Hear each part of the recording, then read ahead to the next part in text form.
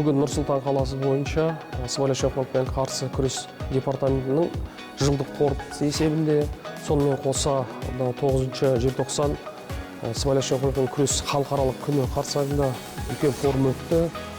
Қоғамдағы белсенді азаматтар, түрлі мемлекеттік емес ұйымдар кездесу өткізіп, талқылау жүргіздік. Әрқайсысы өзінің атқарған жұмысы бойынша қысқаша ақпарат беріп, не істегенін, алдағы уақытта қандай жұмыс жоспарлары бар екенін, қандай дүниелерге мән беру керек екеніне қатты тоқталып өтті.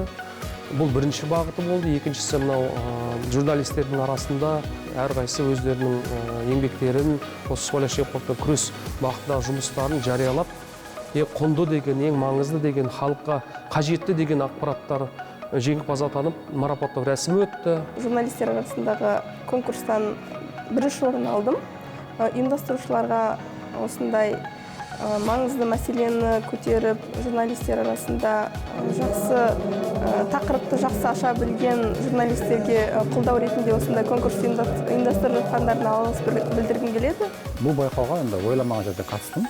Біз өзі қалалық газетпіз ғой, Астана ақшамы газеті. Осы тақырыпта үнемі жазып келеміз. Сыбайлас жемқорлыққа қарсы мәдениетті қалыптастыру, осы жемқорлық мәселелері қоғамдағы бұл тақырып жазғанына көп жыл болды. Бірақ осы газетте біз арнайы құқық бетін ашып, сол осы тақырыптағы материалдарды беріп тұрдық.